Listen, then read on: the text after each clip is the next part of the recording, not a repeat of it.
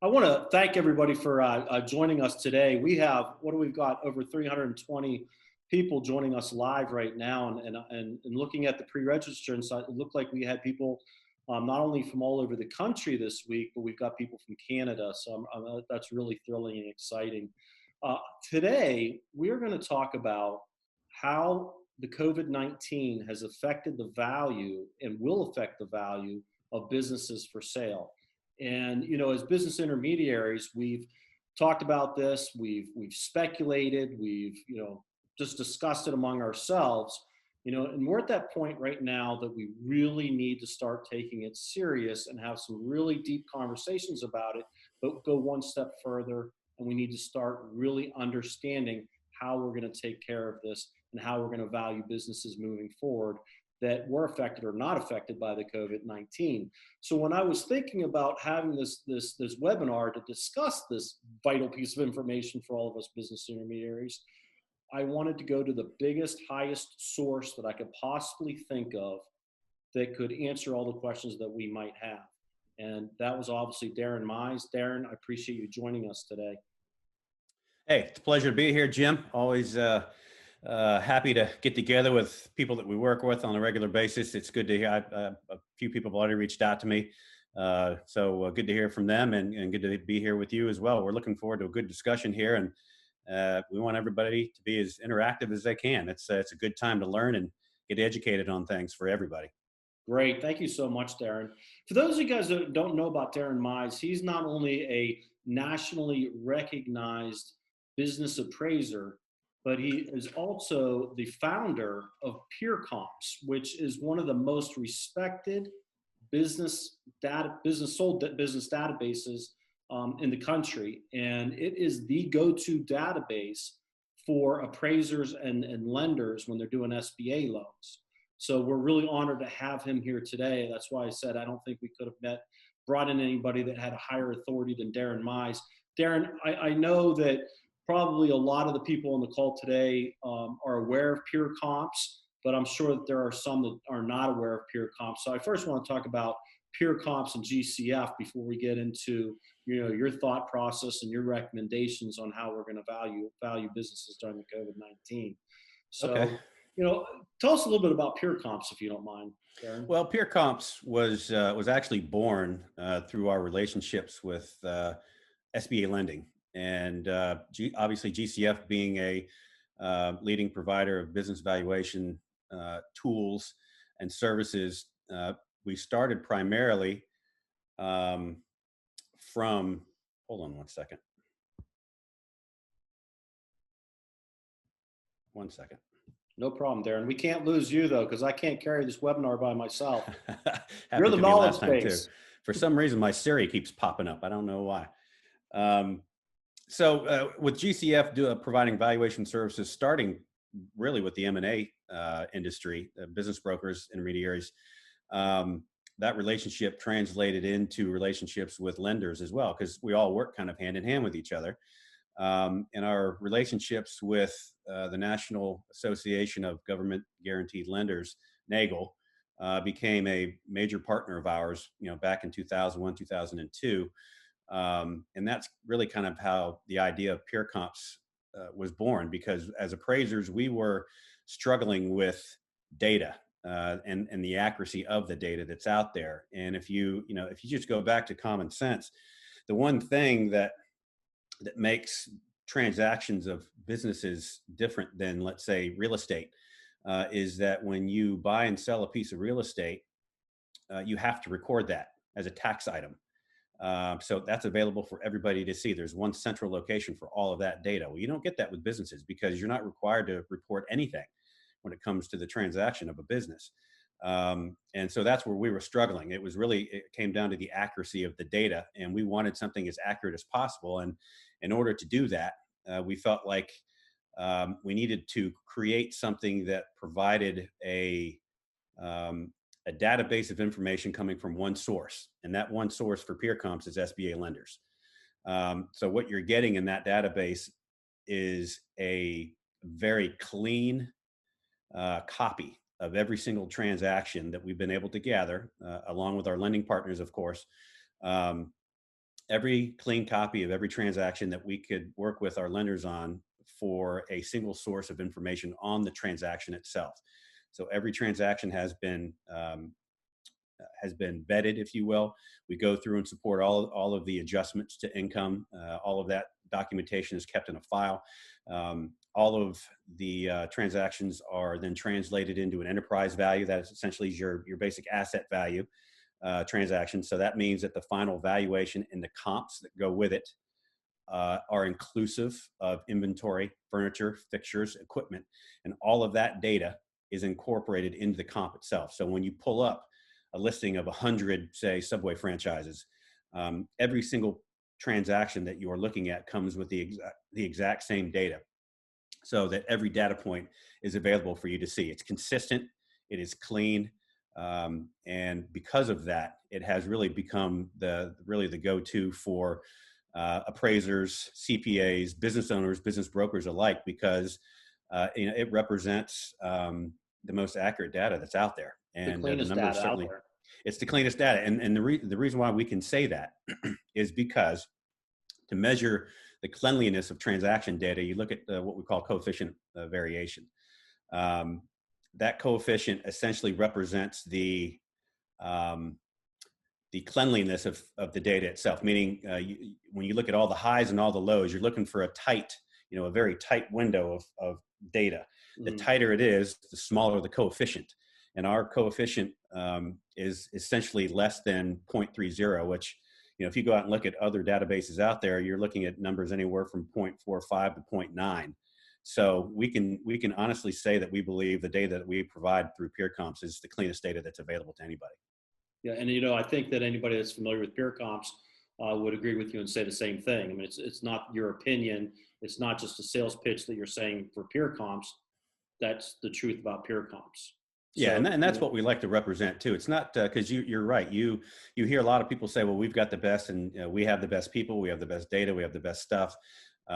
We say that, but we're data people. We like to support conclusions with data.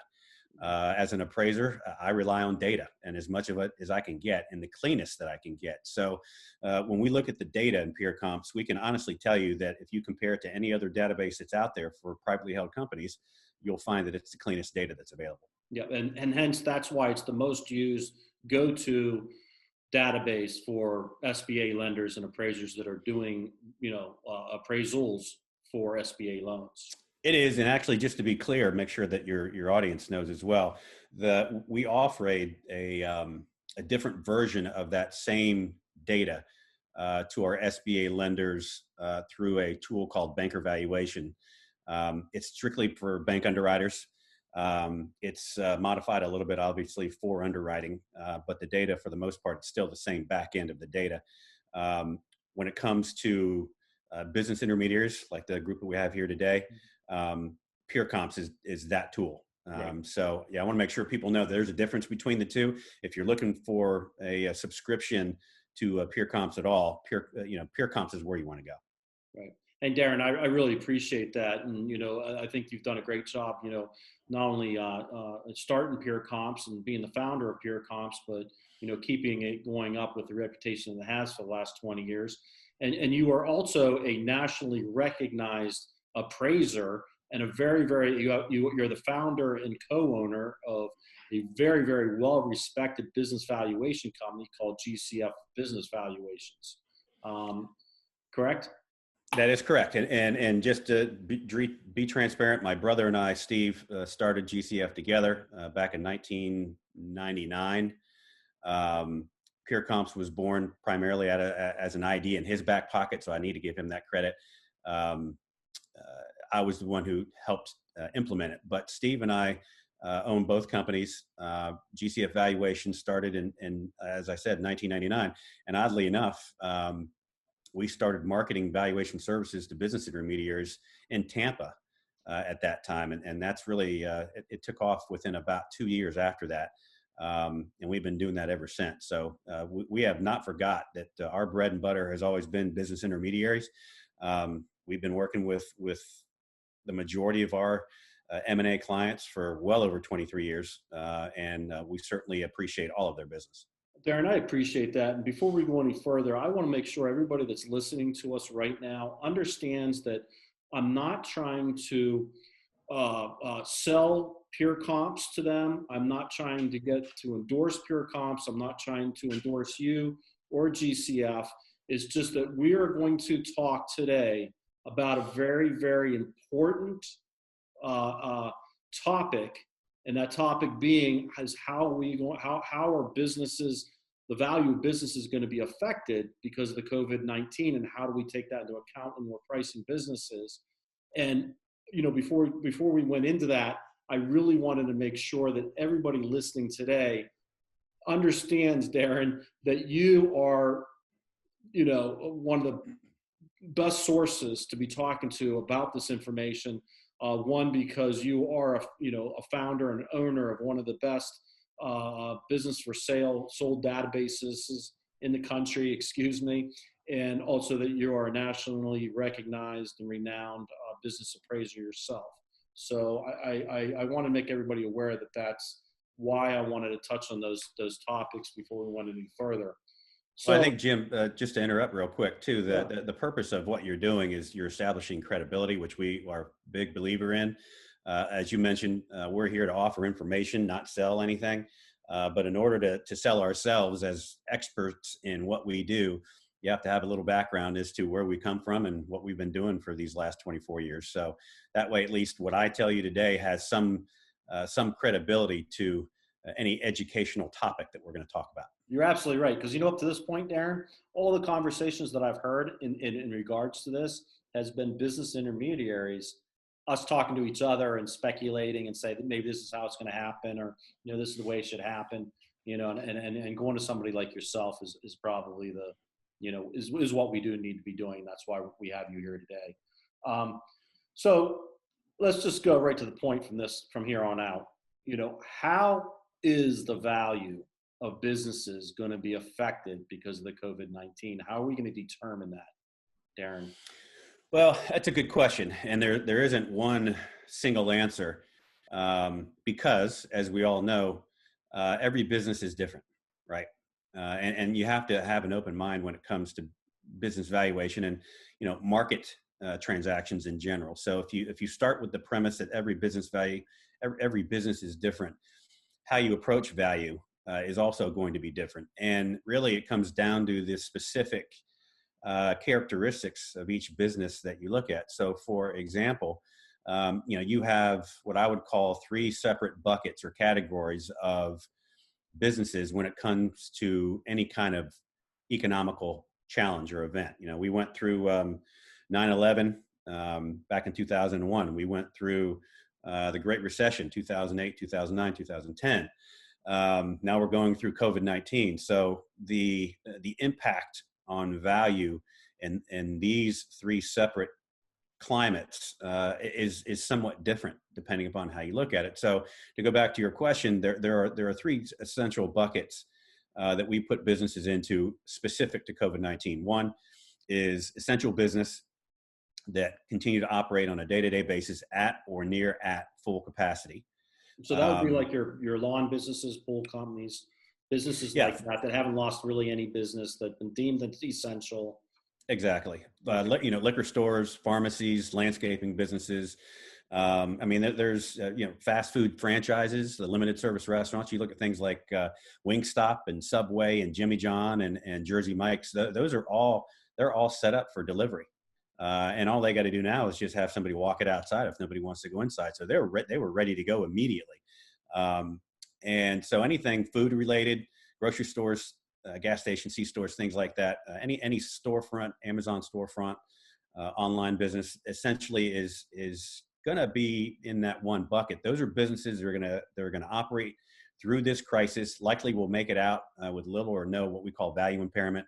And assuming they have working capital for any type of a slowdown,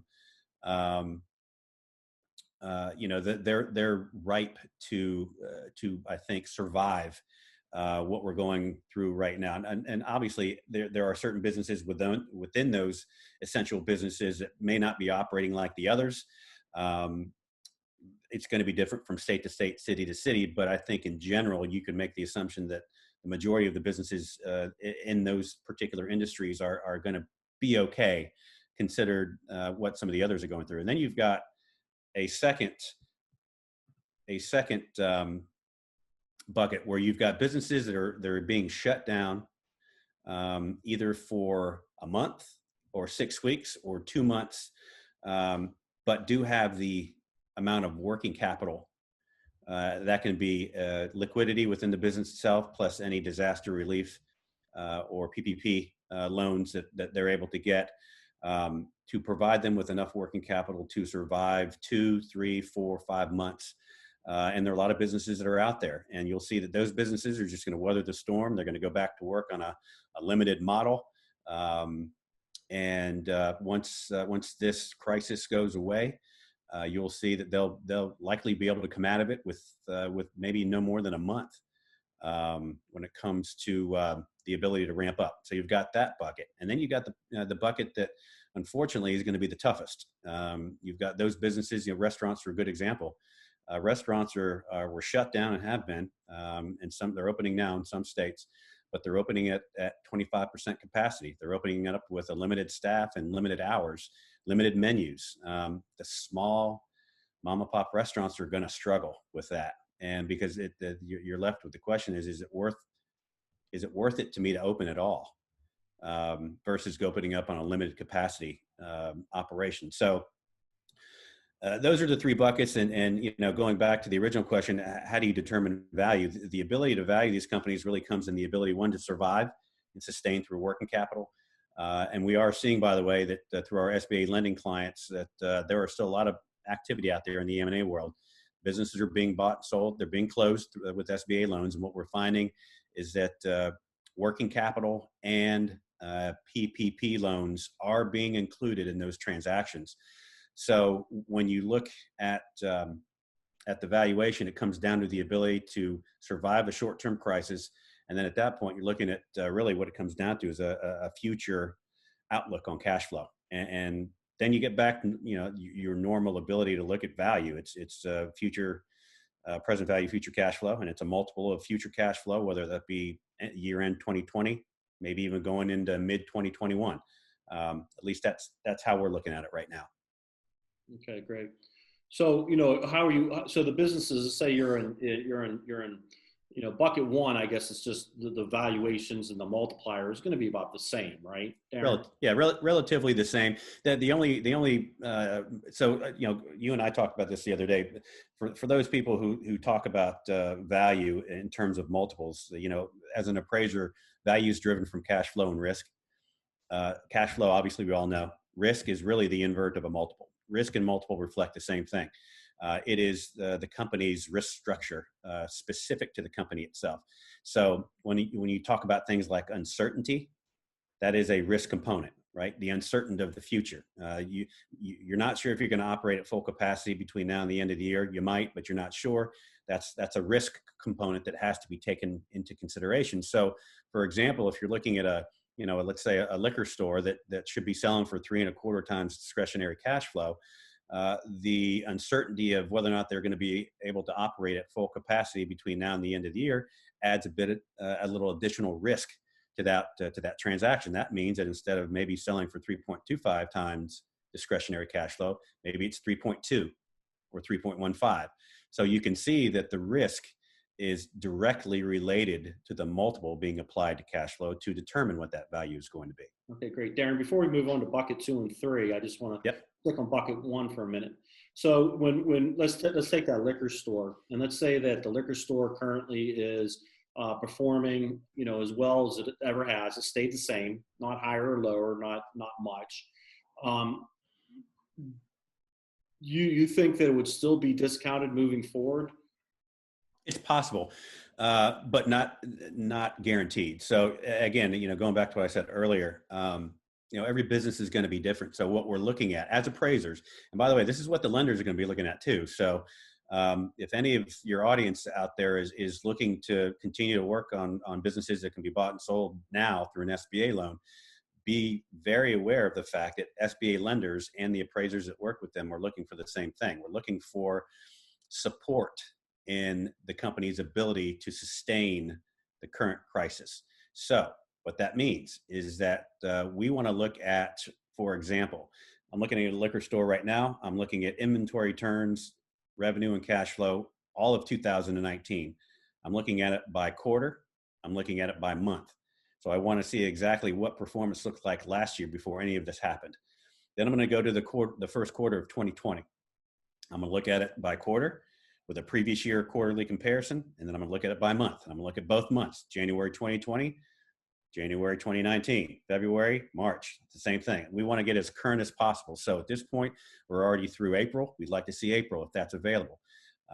So what that provides us with is really the company's performance quarter by quarter, month by month, and the ability for itself to not only show that it's operating and operating strong and where it should be from a financial performance standpoint, but what we know now, is it being impacted at all?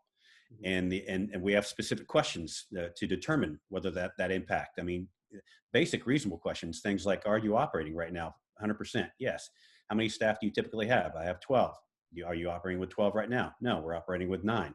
So you have to go through a lot of specific questions. And by the way, I think one of the attachments or what you're going to send out after the show is a way to get a list of those questions too. So if anybody needs them, they can at least see what we're asking too. But it's a list of about 10 to 12 questions that provide us with the ability to determine current and future impact. And from that specific list of questions and the answers that come from them, we will then take that information and put it into our risk analysis, which is what we do on an evaluation basis every single company that we look at. All of that is then incorporated into our risk analysis. And then from there, we go about the normal process of valuing a business. So if we see that everything is working the way it should, and the answers to our questions are showing that there's really limited or no impact at all from this crisis, then we take a normal approach to valuation. If we see some things that are hindering it, we might find that maybe we add a little bit of risk as a result of that. And if we find that maybe there's some significant impact, whether they've been closed or shut down for a period of time, they're operating at full or less than full capacity, we're going to take that into consideration as well. So all those factors that we look at are going to go directly into the final valuation. And I appreciate that, Darren. And I want to go into talk about bucket 2 and 3, and then I want to open up Q&A from our from the listeners. But staying on bucket 1 for a minute, if they are staying the same, is it possible? Their numbers are good, the business is staying solid. Do you think that there's a possibility that it could actually, the multiplier could actually be a little bit higher, in the sense that there are not going to be that many businesses on the market that are essential businesses that are doing well? Or is that something that you don't see happening? I doubt it. Only because, again, going with with our experience over the last 24 years, and then really now going through our third major economic event in those last 23 years, you'll find that in climates like this, whether you survive it or not, and even at full capacity, you will find that market multipliers, which again are reflective of risk, usually are going to be either at or near the same historically, or they're going to come back a little bit. And it depends upon the economic climate and how it's going to impact the company itself at that particular time. Now, having said that, again, every situation is different. So if we're finding, for example, that some of these businesses are actually increasing their margins as a result of taking advantage of not only the current economic climate, but something in their model changes, meaning they've made a small tweak that could actually carry over into late 2020 or early 2021, when all of this is hopefully gone. That may impact margin, and that may impact value to the positive side. So okay, got yeah, so we have to look at that. There's no one size fits all here. I think it's an individual case by case basis. Okay, so that's great, Darren. That's fantastic. So bucket 2, let's talk about the business that has completely had to close down for 2 or 3 months, and what do you do at that point? In the future. I mean, right now, I guess you can't really give a value to that business right now because it's not operating and there's no value. Is that correct? And then, moving past the COVID-19, looking back, how would you handle those couple months? Well, again, so now we're dealing with this, the two components of what we're looking for in these next two buckets, which is number one, the ability to survive, and number two, and that in surviving sometimes means changing your business model altogether, or changing it temporarily to fit the current climate. And then number two, the ability to sustain beyond the event, with an amount of working capital that reduces the company's, or prevents the company from shutting down and essentially losing their supply and customer chain. That's what you don't want. You want to keep all of those supply and customer chains intact. So if you're shut down right now, again, we're going into the three things that we would like to look at. One is how they were operating historically for 2019, how they are operating going into the second quarter of 2020, and really where they fit in the ability to get through what we'll probably see these next, I think, you think June, maybe June or July 1st. I know July 1st is when SBA's funding starts over for the next quarter. They're trying to get through that right now. That's a bit of a risk to the market, but what we're looking at right now is the ability to get through at least June. And if we believe that the company is positioned to come back at or near capacity with historical performance to show that they were strong business going into it, we're going to treat these last couple of months as really an anomaly. And at that point, we're looking forward. We're not looking behind anymore. We're going end of year and probably forward looking 12 months.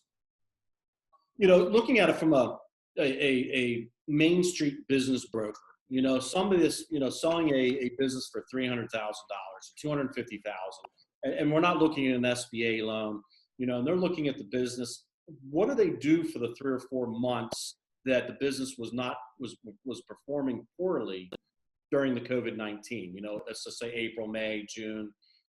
What do they do? Do we just plug in that second quarter of 2019? Do we plug that into 2020?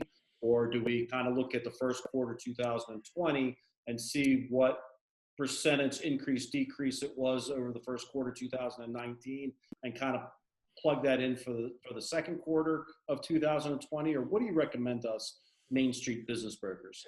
Well, look, it's kind of a unique situation. So, we're never used to essentially wiping away, a period when it comes to looking at historical financial performance. We all know that we always look, to historical performance to at least help to support and predict what future performance should look like.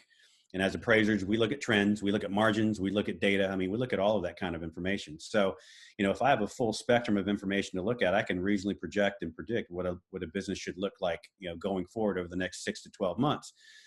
When it comes to looking at and potentially wiping away a full quarter of 2020, at that point, you can't just go back and replace that with another piece from another historical period. You really do have to look forward. So if we go with that situation where at this point we've shut down for a quarter, and assuming that we're going to be able to ramp back up, the job now is to look forward. You can't look back anymore. You literally have to take the event. You have to incorporate that particular event into what the future looks like. And then you take that and you use that as the basis for your valuation. So for us as appraisers, we're doing it just that. I would tell you that for the next 6 to 12 months, maybe even for the next 18 months through the end of 2021, we're probably going to be valuing the majority of our businesses using some form of a forward-looking projection, either pro forma, like in this case, maybe a pro forma to the end of 2020, but more than likely to make it real, because ultimately the valuation has to reflect what a potential buyer is inheriting.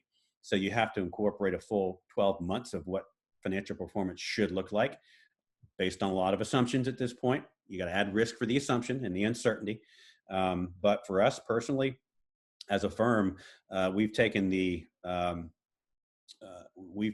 essentially the internal policy that we're using a forward-looking 12-month cycle as the basis of valuing any business right now, that was not, or that was impacted in some shape or form, until they get to a point where they're showing financial performance that has either bottomed and then has started to come back up again, or has weathered that storm and is showing normal performance going forward. Darren, I totally understand where you're coming from, and I totally respect that. And I can understand why appraisers would look at it that way. From a business intermediary standpoint, one of the things that I never like to do, for legal reasons, is try to create a pro forma and then create a pro forma and present that to a buyer. What is the business? I understand why you guys do it, but what can a business intermediary do where they're not taking that risk and they're building a pro forma, but can use historical data to come up with the value on a business? Well, again, it's tough. So if you, and certainly, yeah, when you're looking at the financial projections, from our standpoint, our financial projections are based on reasonable assumptions. And those reasonable assumptions are supported by historical data. So, for example, I know that and this may apply to that particular question you're asking, which is, if I know I'm working with a business that historically has generated a consistent level of revenue and cash flow, and you look at the first quarter of 2020, and if you annualize that by multiplying times 4, that looks like normal going, 16, 17, 18, 19, whatever period you're looking at historically. At that point, you have a foundation for making some reasonable assumptions. So you could essentially, if you wanted to, at that point, you could take last year's second quarter of 2019, and you could incorporate that into your projections for 2020, and then really look at the second 6 months of 19 and incorporate that into your projections. Well, the thing is, you're still making projections. Right. There's no way around it. So even if none of this were happening right now, the value, unless you want to, all right. So the other option, I guess, is Darren, I don't want to interrupt. I apologize, but what you just said, that makes me, I know that that's still a projection, but that makes me feel more comfortable doing it that way, and then telling the buyer, this is how I came up with it. I'm using, historical information from 2019, and right. My disclaimer, my disclosure, but that makes, as what I do, not what you do, but what I do, it makes me feel more comfortable than trying to do a pro forma of what it's going to be like in the future. And sure. even having their CPA do it, who may or may not be, truthful or honest. Right. Not in the eyes of the buyer, at least, Yeah. Well, and nobody has a crystal ball. So I think, it still comes down to, especially in times like this where things are just a little uncertain. All of us are going to have to use an approach of reasonableness, right? And reasonableness can come from assumptions that are based on information that you can provide. So yeah, I would disagree. I mean, I would agree with you. It says, look, if I know a business quarter to quarter in 2019 and prior to that was generating this type of performance, with the exception of maybe a small blip in April and May of 2020, they should be able to come back to normal performance. I think you have a reasonable basis to project out what the year should look like, and then base your value off of that. I mean, at least here's the thing: when it comes to listing businesses for sale, it's likely that you may end up having to come back and alter the listing price maybe once or twice once more information starts to come in. Because here's the thing: the further we get along here in the next couple months, the more data becomes available. So now you're looking at not only a first quarter of 2020, but you're going to go into the second quarter of 2020. And when those statements become available, that gives you more information to predict what the rest of the year is going to look like. So it really comes down to being reasonable in your approach. And like you said, supporting your approach and your assumptions with data that you made those assumptions on. And that's all you can do at this point. And disclosing it to the buyer. Yeah. And at the end of the day, I mean, where we get all of our data from is, comparable. So at the end of the day, whatever a seller is going to sell it for, a buyer is going to buy it for, that's going to determine the value at the end of the day. That is true. And really what's going to drive that is your reasonable estimation of what cash flow should look like, for the rest of the year and maybe even going forward. So you can put those two variables together. It's not easy, but if you can do it and you do it with reasonableness and you can do it with as much support as you have behind it, and disclose it all. That's all you can do. And so when we do bucket 2 and 3, we're doing it the same way. We're doing both approaches the same way, right? Yeah, exactly. I mean, the only difference between those two is that in bucket 3, you have businesses that are going to be what I'll call significantly impaired. Either one, they have shut down and will not reopen for probably at full capacity for the rest of the year. I use restaurants as a good example of that, especially the smaller ones. The chains probably will weather this a little bit better. But if you look at the Main Street restaurants, mom and pop diners, and things like that, businesses in that bucket are going to have to make do with what they've got to survive. And that means that when they come out of this, assuming they had enough working capital to do it, I think that they are going to be impaired to the point where they have either restructured their operation or are rebuilding almost from the ground up, both in their supply chain and their customer chain, because their employees likely have either gone elsewhere or they're having to rebuild and rehire those people on a new model. And that's the only difference. Darren, I'm going to ask you one last question, then I'm going to turn, then because I feel like I'm being selfish. I got you on to say something. Ask all the questions, but we got all these other of my peers want to ask you questions as well. I'm going to ask you one more question, and I'm going to turn it over to the listeners.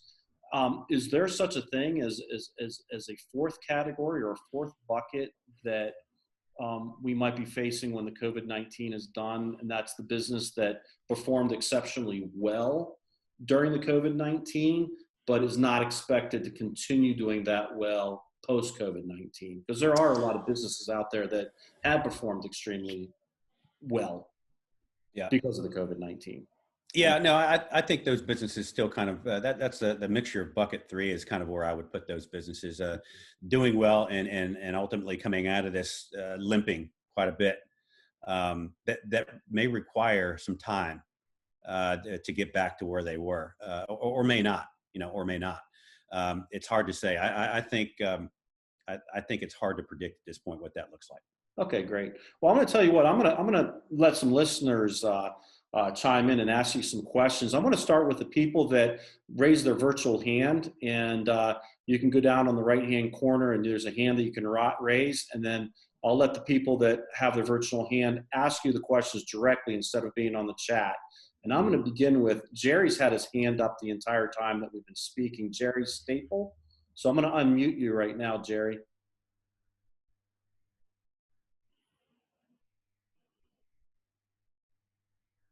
Jerry, there? Jerry, can you hear us? I'm going to give him one more. I'm going to try one more time here. Oh, his hand went down. Okay, well, no, his hand's up. His hand's up. And right. Jerry, can you hear us? Can you talk? Yes, I'm sorry. I was trying to unmute myself, like you said. I may have raised my hand by mistake. I apologize for that. Oh, no questions? No. As a matter of fact, it's been very, very, illustrative. So right now, I don't have any questions for you guys. Right. All right. Thank you, Jerry. Okay, we're going to go to Austin here. And Austin, you can tell us where you're from before you ask him the question. That would be great. Okay. Austin, I know you, Austin. How you doing? Good. How are you, Jim? Long fantastic. Long time no talk to. Yes. Okay. Okay. Thank you, Jim, to organize this. This is great. And thank you, Darren. Darren, we talked at the conference last year, and I had communication with your colleague, David, in North Carolina. So we are talking about something. So actually, I just have a question about one of my real case. I'm selling one of my listing, pretty big listing, food distribution or food wholesale. Their main clients are restaurants. So the restaurant, so since their restaurant, closed for about a month in Texas, so their revenue impact, I already got the latest information. Generally speaking, their revenue impact about 40% down compared with the same period last year. So since Texas reopened economy this month, so we predict, the business will come back. So since I already discussed with some buyers, so I need to help my seller to protect their value. Some buyers already question about the value because we give them value before. So before the valuation, we get about 8 million because this food wholesale is a 14.4 million revenue and about 2.3 million EBIT last year in 2019. So since when we value this business, we're going to use something like a discount cash flow method. So this year, 2020, absolutely, the revenue and EBIT will be dropped. But to my understanding, this business is very stable. They have been existing for past 20 years, stably grow, and they have strong cash flow and stable customer base, not customer concentrated. So to me, the impact of this, COVID, maybe only for about 3, 4, or 5 months. I'm pretty sure their business will come back to normal, maybe fourth quarter or third quarter. Next year, we will grow a lot. So in this case, for the value, how big impact on the revalue this business? Well, it's a very good question, and I think this was one of the situations that we had talked about earlier, which was you've got, and it sounds like you've got a lot of good data and historical data going into a transaction is definitely something that you want to have if you're making some reasonable assumptions, and if you know, for example, that they're down 30% year to date, but you also know that given the business that they are, and assuming that their supply chain and customer chain has not been interrupted at all, and they're operating or likely to operate at full capacity at some point in the short-term future, discounted cash flow is definitely something that's worthy of consideration. And our approach in this particular case would be, rather than looking behind us, we're going to look forward. So we'll probably do some form of a discounted cash flow, not through the end of 2020, but likely a forward-looking 12-month projection. That would be like in this case, we would go May to April. So May of 2020 to April of 2021 would be the basis of our discounted cash flow. Obviously, risk would have to be included in there to factor in the uncertainty of a full 12-month cycle of revenues and cash flow. But assuming that the projections are reasonable and the growth is not going to be hindered by any of this, then I think that the impact is going to be what I'll call a limited value impairment. Great. Thank you, Darren. And hey, thanks a lot, Austin. Good question. And let's have a drink at the next IBBA conference. Ken Johnson, can you hear us? Can you talk okay?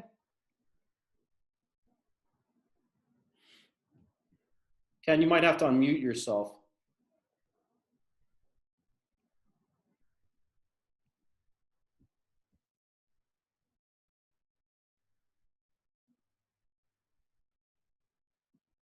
Okay, Ken's having some issues.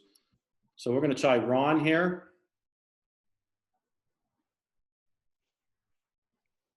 Ron Langman.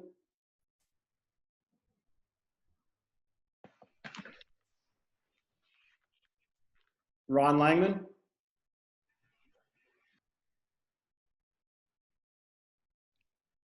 Okay. I'm sorry.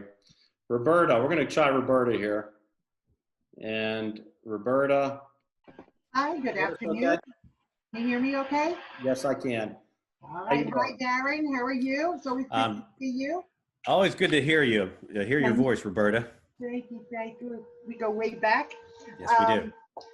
I was wondering if you had discussed valuing a business based on a pro forma with the lenders. I mean, that would be a really novel approach, something that we've not seen even in 7, 8, 98, 2011. And that being said, as a follow-on, how do you perceive the SBA appraisers are going to be doing their valuations on the loan application? That's a good question. So as business appraisers and working with SBA lenders for 20 plus years, we have, as appraisers, we do have the authority to take whichever approach we believe is necessary to value the company accurately. Our job is to just help support the SBA lender's underwriting. So our job here is, if we believe that using an using a valuation for SBA lending and using the discounted cash flow approach based on a forward-looking 12-month statement, they're going to be okay with that. Ultimately, they're using that as the basis of their underwriting decisions. Mm-hmm. They may choose not to take that and go in a different direction because obviously they're managing risk on their end. But trust me when I tell you that they're looking at everything right now. We've been doing a number of webinars with some of our lending clients as well. And they are, as I mentioned earlier, they're certainly going to be taking a very close look at historical data, month to month, quarter to quarter, and they're going to be forced to try to help underwrite loans based on some assumptions of what the forward-looking picture looks like, whether that be the end of this year or going into next year as well. They're prepared for that. They have, at this point, they have no choice. So I think their approach to this is going to be a little bit different than what they've done historically. They may be a little tighter when it comes to this because risk obviously is going to be enhanced as a result of that. Great. Thank you, Darren. Charles, do you have a question for Darren? Yeah, I'm in bucket 3 with a project. I had the pleasure of working on this last year. Something came up. The owner of the business, for personal reasons, had to put the project on hold. It's a daycare business in Connecticut. And, I forgot about it. It's a big file sitting there. I had everything but 2019, because 19s hadn't come through. Figures and all set to, matter of fact, I think I even gave her an evaluation. So now we run into the virus. The virus came. The school here is, if it could work at 100% occupancy right now. It could be as if there was no virus going on. But they have to do some kind of formula. They're working like a third of what they could normally do because of suggestions or recommendations. And I think they're coming from the state as well. So now she's going to be putting it back on the market. It's a daycare. The daycare is on a lower level that opens up to a gigantic yard with multiple playthings and everything, and a home on top. So that's where she's lived, and you could rent and get tremendous rental for it because it's has nothing to do with the daycare other than maybe a little noise that might come up from below. So now I got to put it back on the market. She's decided she's ready to do it. Now, my first in the conversation, this was just 2 days ago, was why don't we wait for a couple months when things loosen up and they get rid of all this stuff, and you could run with the market again. In other words, whoever registers, and in her case, it was just, she had literally almost had like a lottery to get people who couldn't come anymore. She had to literally tell people they couldn't come. We're not talking about new business. We're just talking about existing business. She gets all that back. She can have her valuation from last year. Knowing, and we're selling both the real estate and the, so I'm going to be involved with a bank, probably one way or the other. And our banks up here are SBA crazy. So everything that they can put through SBA, they will. So I was thinking of, before this come up, I was thinking in this particular case to forget about 2019. In other words, the opposite of what we're talking about. And actually what I normally do is I'm more forward looking than some of my counterparts. I spent a lot of time to try to develop that. But in this case, I wasn't going to use that. I thought I could get a better idea of what would happen if I went backwards, because then the numbers would be material to people who are looking at it. Is that something that I could do? and under the circumstances, would the appraiser, should we have a situation where it's going to go into an SBA guarantee program, would the appraiser go along with something like that, or just go along with what they normally do, which is no different than what you do in terms of some of the things we've been talking about this morning? Well, that's a good question, Charles. And I would first say that, how you approach the listing with both buyer and seller I think has to be agreeable with all parties.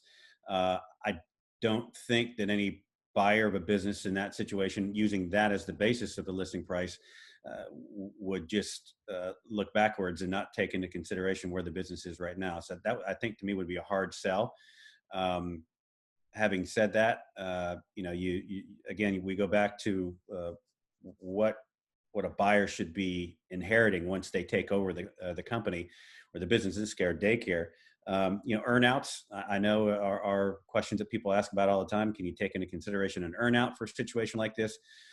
It's certainly possible. The earnout still has to be supported in terms of value, and I think that's where the difficulty lies in SBA lending. Typically, SBA lenders aren't going to look at earnouts, so that may be a situation where seller financing may be the best approach to transaction. But I think ultimately what you're trying to do would have to be agreeable to both parties. Thank you, Darren. Okay, and I'm going to put Phil on the line, and he can ask his question. I'm going to ask all the everybody that's going to be asking questions. If you can leave it to a 30-second or under question, that'd be great, because we got a lot of people that have questions that they want to answer. We'll be happy. So, Phil, are you there? Hear me? Yes, we can. Very good. First of all, Darren, James, thank you very much for organizing and making this webinar available. My question is, how are you going to factor in the impact on lease rates or accrued liability from lease, certainly in bucket number 1 and 2, if there's going to be an impact there, and it's not yet known? How are you going to adjust for that? Lease rates. I assume you're talking about real estate? Yeah, well, I'm talking about existing businesses that are either, they're either not paying, delayed on rent, or where there may be a basis for renegotiation. What's the impact of landlord's lease in this whole mix? How are you going to factor that into your valuation process? Well, I would tell you that's a direct correlation to cash flow.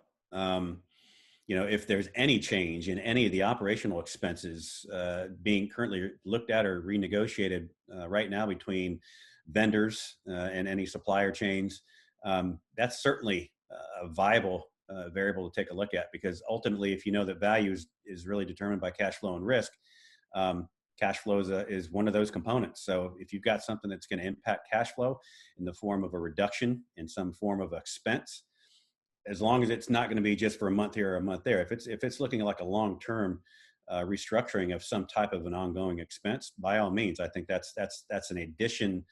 That's a positive impact to value. Great, excellent. Richard. Yes. Can you hear me? Yes. Where are you calling from, Richard? Port St. Lucie. Nice.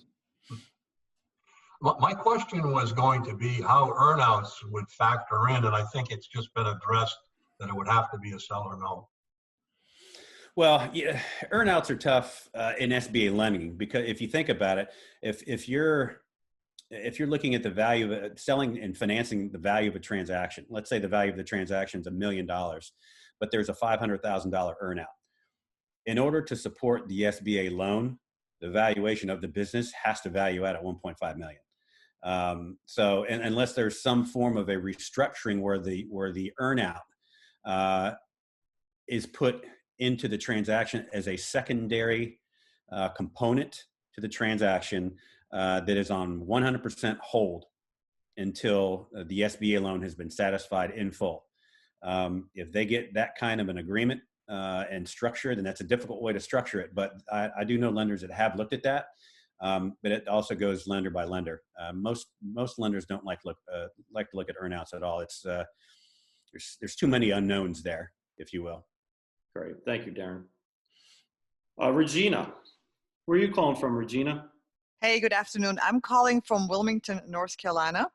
Nice. Nice to have you. It's wonderful here, as always. My particular question is that when you do a projection, so you're looking at the historical data of that company and what they're doing now, and you extrapolate and you make a projection for the future. Do you only take into consideration that particular business, or do you also take into consideration what you think, or an assumption what that industry think is going to look like in the future? Like, and a business might have been not impacted very much or barely any at this point, but you think that industry is going to change so much, or the other way around, they've been heavily impacted, but you know that's an industry that's going to come back around real quick. Do you make some assumptions to that effect? Good, great question. First of all, I would tell you that everything that we look at is generally going to be specific to the individual business and how it should perform under normal industry or economic climates. Now, having said that, you know, we talked about earlier about formulating risk. Our risk analysis does incorporate any economic or any industry-related topics or variables or components that may hinder or help the company looking forward. A good example of that, I know it's a crazy example, but if you go back a long time ago when most people were working off of disk drives as a separate component of their computer, if the industry information tells us that disk drives are on the way out and they're going to be replaced with computers that have internal disk drives or other types of storage media that is going to put the disk drive business out, then you know, at that point, yeah, we're looking at that pretty significantly. Beyond that, if we're looking at an industry as a whole that's operating at 2 to 3% growth, and the business is within that category, obviously there's limited impact there. If we see the business is outperforming the industry, that's where we can get a little bit more aggressive when it comes to value. So I would tell you, I know you hate to say it, but it's a case-by-case basis. It really does depend on the business that you're looking at specifically. Great. Thank you so much, Darren. I'm getting some questions on the chat about the people have to go because there's an IBBA mastermind seminar going on in a few minutes. And by all means, go do that. Everybody that registered for the webinar today, this will be posted on YouTube, and I will be emailing you out a link to that as well as the documents that Darren was talking about earlier. So I appreciate you guys joining today. If you have to go to the IBBA mastermind, please go do that. We'll make sure that you can watch the rest of this video and get the rest of the documents. And let's get Scott here. Scott, can you hear us? Scott? You are muted. What does it say? Alternate A. I can hear you, Scott. Scott, we can hear you. Now you're gone. He muted himself again. Scott? Okay. Let's try Stacy. Can you Hi, Stacy. hear me? Hi, James and Darren, can you hear me? Yes. Sure can. Okay. Where are you calling from, Stacy? Stacy Ilario from Sarasota, Florida. How are you? Great. All right. Great to have you. What just happened? Can you hear me now? Yes. Yes, we can hear you, Stacy. Okay. Scott, I put you on mute for a second. Okay. Quick pickup from what James mentioned earlier. If we have a company that has done extremely well during COVID, are we going to kind of normalize it doing the reverse, where let's say the second quarter was substantially better than possibly the same quarter for 2019? Would we be looking at past history and normalizing the financials, almost like the Beanie Babies of the 1980s and 90s, where we did non-recurring revenue restating to normalize moving forward? That's a great question. Another good one. Obviously, that's a good situation to have. I think the way we would look at it, again, I think it's just the reverse. We're looking at an anomaly of financial performance that, let's say, for example, you might see a spike in revenue and in cash flow for the second quarter, maybe even going in a little bit to the third quarter. Our approach in this particular case is going to take that information. We're going to try to assess whether or not that's going to pull back. In some cases it will, and so if they've made some changes to their model that is to the benefit, maybe it remains as is. So I think from our standpoint, if we look like it, if it looks like it's going to be something that's going to continue, there's a positive impact to value there that we'd like to take advantage of. If it's just a spike, and everything tells us that the spike is only going to last for a couple of months, we're likely going to probably value the company based off of what we believe to be normal operating conditions, and the value is going to represent that. Great. Excellent. Scott Levine, can you hear us now? I can hear you. Can you hear me is the question. Absolutely. Yes. Where are you calling from, Scott? From Boca Raton. Nice, Scott. Thank you for joining us. You have a question for Darren? Actually, I wanted to thank Darren because the information has been very valuable. But James, I was hoping you could give me some information about what BBF is seeing in terms of the number of transactions that have actually occurred over the past 2 months, and how many of those involved SBA loans. You know, Scott, I couldn't answer that question right now. I have not looked in that data, and I could look at the data and see how many we've had closed, but there's no way for me to determine what's been SBA loans. But it's pretty hard to do SBA loans right now because of the PPP situation. Sure. And you know, with that being said, I want to make it very clear to everybody on the phone call, there's a petition going around that the Business Brokers of Florida has started asking the government to refund the 7A loan bucket because it's been eaten away from the PPP. And we are going to be out of monies for SBA loans until July 1st. And it may even bleed in for the rest of the fiscal year, and the fiscal year ends September 30th. So I urge everybody to sign that petition. And when I send out a link to the video for everybody to watch, I will put a link for the petition if everybody would just take a minute and sign that as well. I'll add to that real quick too, Jim. Our partners at NAGL, National Association of Government Guaranteed Lenders, is the main lobbying arm for the SBA. They are very aware of that specific situation, and they've got their lobbyists on the Hill right now pushing for the same kind of change. So while they are hopeful that they're going to get that reversed, they're also telling us that they believe right now there's still enough money available for the PPP that might still allow them to get through SBA lending, the funding of SBA lending through June. And if they can get to July 1, they said they're in pretty good shape. But just so everybody knows that there is a big fight going on with NAGL and SBA right now. So everybody needs to know that too. That's great. That's great to know. And I've heard otherwise, and I'm glad. Thank you, Darren, for bringing that up. I know Marco Rubio is really pushing for everything that's in that petition as well. So yeah, got to wish him luck. Richard, can you hear us? Yes, I can. Where are you calling from, Richard? Port St. Lucie. Great to join. Great. Thank you for joining us. Do you have a question for Darren? What I had in mind for the earnout was based on the actual results for 2021 or 2022, based on the valuation over and above what the current valuation is. In other words, an earnout based on, in other words, you sell a company for X amount of dollars based on the current valuation. But if 2021 or 2022 is substantially better than what you've projected or valued it currently, would there be any room in there for an earnout, maybe on a seller note going forward somehow based on the actual results over and above what is currently the value? A good question. Earnouts are tricky, as we talked about earlier. I think from an SBA lending standpoint and from a valuation standpoint, it's difficult to incorporate an earnout based on what I'll call it a significant or even a tangible increase in financial performance in 1 or 2 years that haven't even started yet. At that point, you're making some predictions and some pretty challenging projections to support. Now, having said that, if you've got data to support that, now you're relying on the accuracy of the projections.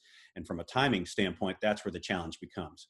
So going back to, I think what I said earlier, if I were in a position where earnout was going to be the only way a deal could be made, to me, that earnout would have to be based on some kind of a transactional agreement, which states that the borrower will continue to pay a certain financial stipend to the seller over a period of time on certain anniversary dates once those financial projections have been hit. But that to me is something that has to take place between the borrower and the seller and the broker. And I don't think anybody else is going to get involved in anything like that. You'll have to structure that as a separate agreement. Great. Thank you. Peter, can you hear us? Yes, I can. Hello, everybody. Hello. Peter Where are you calling Robinson, from, Peter? Boca Raton. Okay, great. So this is kind of a hypothetical, by the way. Thank you, everybody, for doing this. It's very helpful.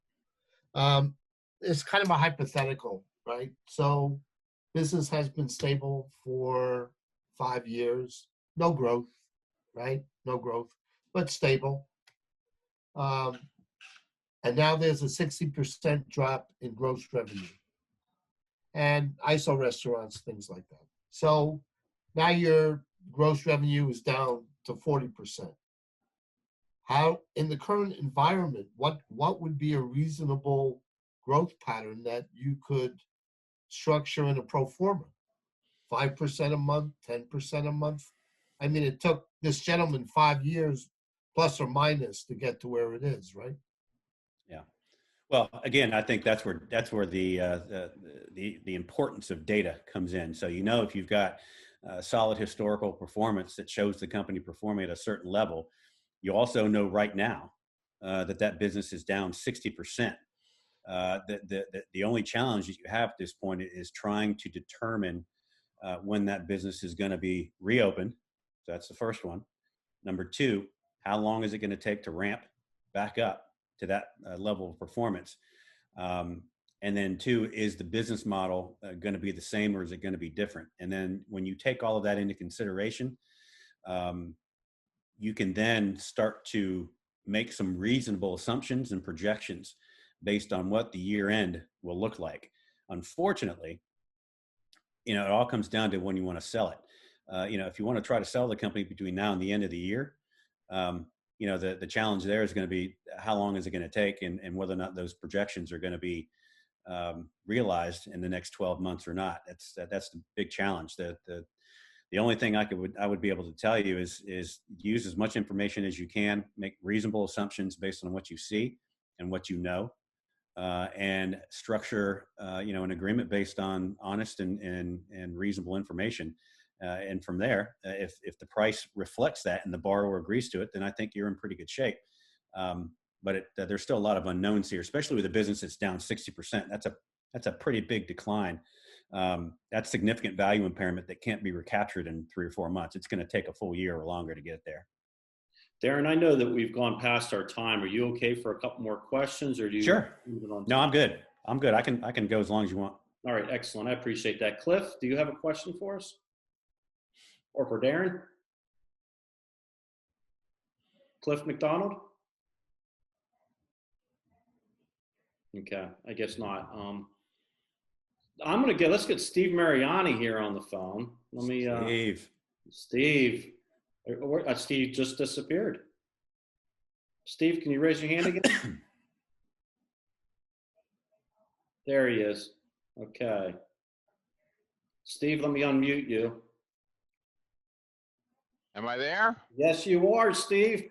Hello, Darren. It's so good to see you, my friend. Good to see you as well, Steve. How you doing? And thank you, Jim. Everybody knows Steve. Steve Mariani, some oh yeah, by the way. Right, Raleigh, North Carolina. I know you were looking for a state, so we're here in North Carolina, somewhat by Wilmington. Quick question on the current deals and transactions in play now. In regard to the PPPs, are they affecting the valuations, whether it be on the seller side or the buyer side, or how are you addressing that during our current months? Well, thank you. That's the end of my question. Yeah, no, that's a good question, Steve. What we're seeing right now, and so some of the financial statements the majority of the financial statements that we're seeing right now are not inclusive of the PPP, meaning you can't actually see the dollars there. So what we're having to do is ask questions to the borrower and seller to confirm that, one, has the PPP been applied for and granted? Two, if it has, we'd like to see an SBA number. an SBA ID. That tells us that it's in the queue and it's been approved. And at that point, what we do is we ask for how much the application was for. We make some general assumptions that what they apply for, they're going to get. But we're also seeing that the borrowers and sellers have agreed that that PPP money is inclusive in the value of the business. It's inclusive in the deal. So once we get that confirmation, we incorporate that into our valuation as well. Once we see it, if we see it on the balance sheet, we get some letter of confirm of the amount, and we actually do factor that into the valuation. Do you have any other questions, Steve?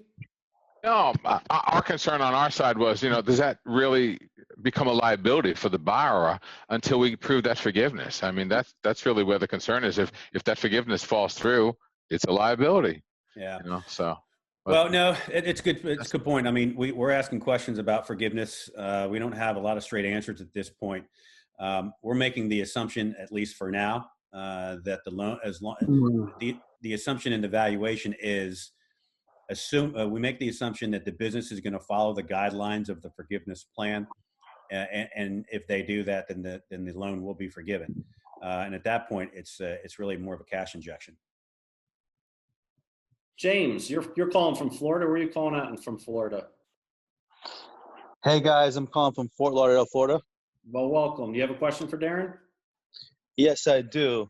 So, Darren, what would be the best way to explain to these sellers that are distressed right now, as far as the pricing in their business and being flexible without losing their business, or should we recommend them just waiting till this is over? Also, people that already have businesses on the market right now, like how to explain to them the best way to, sell their business and still not lose everything. Well, again, that's the unfortunate part of the climate that we're in right now. A lot of tough decisions are having to be made. We know that we're working with a number of our lenders right now that have businesses that are in underwriting that have been on pause for about the last 3 to 4 weeks. Many of them are coming back online right now. There seems to be some level of hope that things are beginning to return to a position where people feel a little bit more comfortable in proceeding with those transactions. But for those individuals, as we talked about earlier, in buckets 2 and buckets 3, the ability to sustain and survive this is going to be the number one factor. Selling a company that has that uncertainty right now may be a very big challenge for them. If I were an intermediary at this point, I'd be advising my clients to survive, number one, and then number 2, let's figure out what you're going to look like when you come through all this. Unfortunately, that means you got a listing that may have to go on hold. But at the end of the day, you want to sell something that you can sell, not something that you can't. So I think if they have the ability, unfortunately, they're going to have to get through this first before they can go any further. It's a good response. Keith Lehman? Keith, I think you're going to have to unmute yourself. Bottom left-hand corner. Yeah, I'm trying to unmute him myself. And there we go. Sorry. Yep. Hey, good afternoon. Getting back to the PPP, one of the things, I have an accounting mind, and one of the things that's interesting to me is, is this money going to be declared as income or kind of a grant injection into the company? Assuming it's forgiven. Assume they got whatever money they got. It's all forgiven. We have both an injection that's not from the owner. We also have expenses that are written off that they didn't actually pay for. And I'm curious how that might impact looking at financials, not today, but a year from now, when those start to, come through on P&Ls and tax returns for 2020. Well, I think, first of all, I tell you that we're not seeing financial statements yet that represent all of what we think is occurring right now. At best, we're getting financials through the first quarter.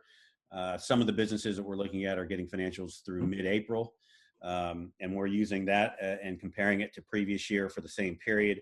When you're looking forward, unfortunately, I think it's going to be a matter of time before we begin to see what these financial statements are going to look at. And, whether you're an accountant, a CPA, bookkeeper, valuation expert, from our standpoint, we're looking at, we're going to have to take that as it comes. We don't know what to expect at this point. We're making a number of assumptions. One, obviously, is that the PPP is going to be forgiven.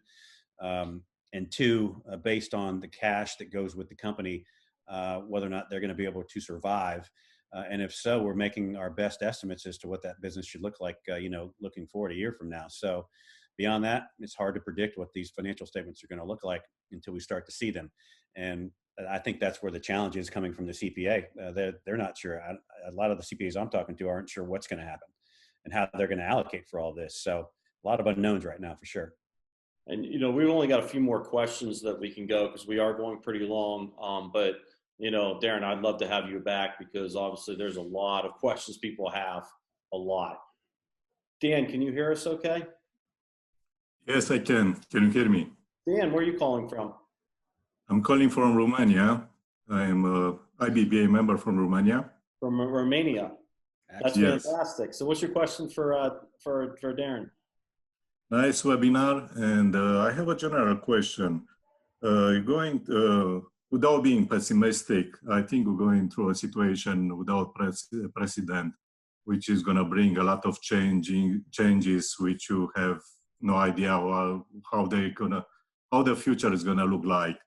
And a lot of business models and different businesses, they are going to be different in the future.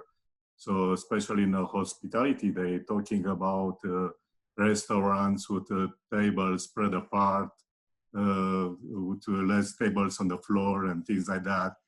And a lot of other changes, which people, they're going to be more afraid to be stuck together in the small place. So how we can do a reasonable assumption in a situation with no comparables, since you never had a situation like this, how we can assume what's going to happen in different businesses, which they are not going to work like they worked before? Another good question. I would say that, again, we don't have the data right now to predict what the climate's going to look like. But what I can tell you is this: when it comes to transaction data, and this is where our experience from PeerComps kind of steps in. We know that while there may be some ups and downs over time, and how the market reacts to economic changes like this, we also know that value is still driven from those two key components: it's cash flow and risk. So while we're likely to see slight dips and increases as markets go down and go up, that reflects multiples. Value is really going to be driven from the change in revenue and cash flow. So multiples may fluctuate a little up and down, by 3 or 4 percentage points. But the change in value really comes down to what cash flow looks like during those periods. So if cash flow goes up and continues to go up, values are going to follow that trend, and vice versa. So, in situations like this, you might find that multiples may remain somewhat similar from a risk standpoint. Values are going to change dramatically based on what those businesses look like from a cash flow standpoint. So you could see values go from $1 million to $200,000 in a matter of a couple of months. It's the seller's choice at that point to figure out what they're going to do looking forward. Great. We can let's take the 3 callers that are on the screen right now, and then we're going to have to call it a day, and maybe we can have Darren come back again. Matt, can you hear us? Yes. Can you hear me all right? Absolutely. Where are you calling from, Matt? Boise, Idaho. Nice to have you. Thank you. My question is, a business that has retooled to make it through the COVID crisis and has spent money to do that, but hasn't necessarily at this point proven that it's profitable, so may not continue to go that route. How do we address that expense and some income that has happened? Well, I think if you look at a business that's investing in its infrastructure or its operation, its model, and let's say that at that point you have two outcomes. One is that it's a failed investment, and it happens. Lots of companies do that, where they may look at expanding or creating a new product or retooling to take advantage of a certain market. If that's the circumstance, any revenue from that retooling and any expense from that retooling can be removed.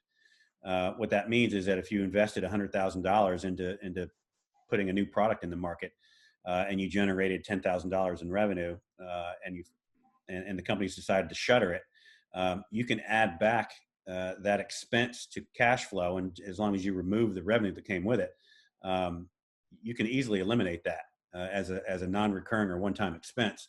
On the flip side, if you've invested that same $100,000 and the company's expected to grow as a result of that, you could consider using a discounted cash flow or a forward-looking 12-month model to take advantage of what that growth is expected to produce in dollars in terms of profit and cash flow. And if you can, the investment stays in there as an expense, but you capture the value and the increased cash flow looking forward.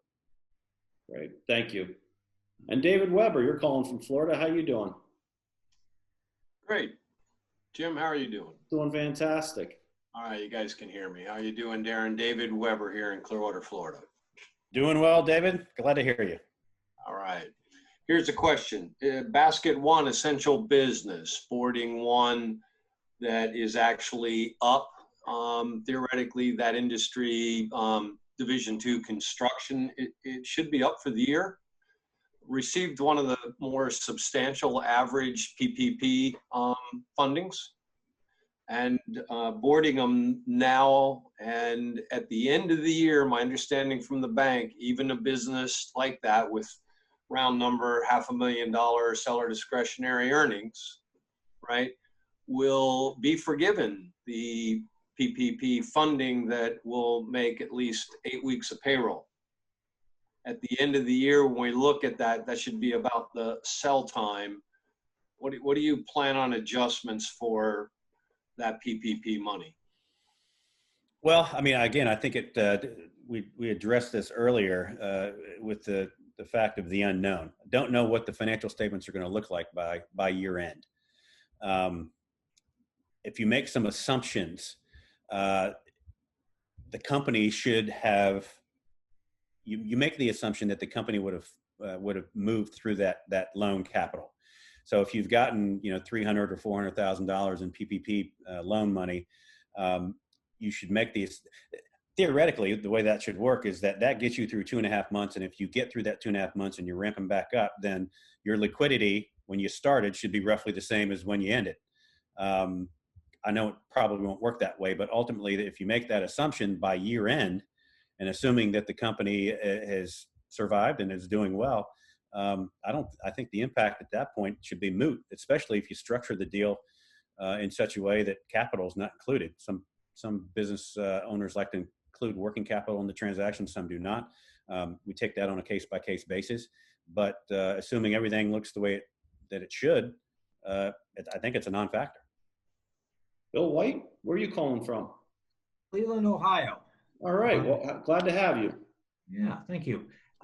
So I work with a lot of bars and restaurants and other businesses too. But one of my concerns moving forward with businesses, especially those that are already on the market, is how we're all going to deal with the possibility of a resurgence of this virus in the fall, if it happens. We don't know that it will. Do we believe that risk factor is something that valuators and bankers, SBA especially, are taking into consideration? I'm just curious if they are with that and how that's affecting things. Well, I believe that we all should be. That's one of the unknowns here. So what we do know is that if it does come back, we know the businesses that are going to probably survive that and the businesses that probably won't. If you're in a bucket 2 or bucket 3 and you got to go through this one more time, you may not get through it. That ultimately is going to be a very challenging time for the economy, for sure. but we don't know whether that's going to happen or not. I mean, some people take the viewpoint that the reopening of the economy, even with the second wave, that the healthcare facilities are going to be prepared for it. By then, there's going to be some measure of testing, but I think the answer to the question is nobody really knows if that's going to happen or not. And if it does, I certainly couldn't predict what the economic climate is going to look like at that point. My guess is the economy is going to be in a very challenging time. I got to say, I think that I think there's a really strong chance, or as much of a chance of us hitting we are going to hit a second wave. I think. I'm as certain as Cleveland Browns are going to have another losing season. I just had to say that because I'm a Steelers fan. So, Yatin, is that how you pronounce your name, Yatin? Yeah, this is Yatin from New Jersey. New Jersey, and great to have you. So I think part of my question was already asked by the previous questioner about the second wave coming. And so if you adjust your valuation right now, thinking that, last 3 months was anomaly and things will be back to where they were, and the second wave comes and you have lent the money, or the borrower has, or the buyer has bought the business, then it's quite not fair to the buyer. And in this case, I think earnout makes most sense in terms of this uncertainty. You think SBA would change their model and be willing to consider earnout as a possibility in lending, considering we don't know so many things going forward? That's a really good question. I don't know. What I will tell you right now, with my involvement with SBA, I would say that right now they're focused on just getting to July. And then dealing with this down the road. I think first of all, we all know that SBA lending budgets end in September, so the new budget starts in October. From that standpoint, there may be another round of 2 or 3 or 4 rounds of funding. We don't know. It would be a pretty dark day if the SBA didn't exist or had the capacity to lend anymore just because of uncertainty. My guess is that there's going to be some measure taken place to prevent that from happening, but that's just a question that nobody can answer right now. If the second wave happens, we don't know what the economic climate is going to look like. Hopefully by then, though, mitigating that second wave coming in the form of prevention or the ability to identify, which I don't think they've fully resolved yet, in the form of testing, and the ability for people to go to work under certain conditions, meeting certain standards. I think that's probably something we're going to be looking at to keep the economy running. And I think if they put those measures in place going into the fall, with testing available, we may be able to manage this quite a bit better, similar to what we typically do with the flu, new viruses of the flu. But I don't know. It's uncertain at this point. Darren, I got to say, thank you so much for spending so much time with us today. I know we went way over. Darren, I'm gonna give you a call tomorrow, and I'm gonna see if maybe we can schedule another time, if that's okay with you. Sure. Yeah. We also had a lot of questions on the Q&A written. I saw that about PeerComps. Okay. A lot of questions about PeerComps. So if we could do like another hour webinar, that'd be great. Yeah, make sure, if you don't mind, send out that one pager that I sent you, because there are some things that they can do to reach out to me if they have specific questions. Given the number of people and the number of questions that we've got here, I just ask everybody that they have some flexibility in responding. But we did also mention subscriptions are available in PeerComps, and we're happy to give all the members a discount if they feel like they want to subscribe here in the next week. But when you send that out, anybody who's interested in that, they can just contact me directly, and then we can put another webinar on the books. I'm happy to do it. So you're offering a discount to all the people that were on the call today? Yes. Okay, great. And how do they take advantage of that discount? On that one pager that I sent you, if you can just get that everybody, all they got to do is email me, and I'll send them a coupon code, and they can take advantage of it that way. All right, fantastic. Hey, I really appreciate it, Darren. Thank you so much for being with us today. I really, really mean that. No, it's great. It's the best webinar I've had in probably 3 weeks. Okay, great. Good to hear. Well, next week we're going to do it so it's the best one you had all year. Yeah, right. Hey, and everybody, I just want to just remind you when I send out a link to the YouTube, a couple things. One, if you could like it, you could comment on it, you could subscribe to the channel. That'd be fantastic. And the biggest thing is I'm also going to have a link on the system, on the email, that you can sign the petition. And that's really important that you sign that petition. So if everybody could do that, that'd be fantastic. So thank you for joining today's webinar, and we'll see you next week. Thank you.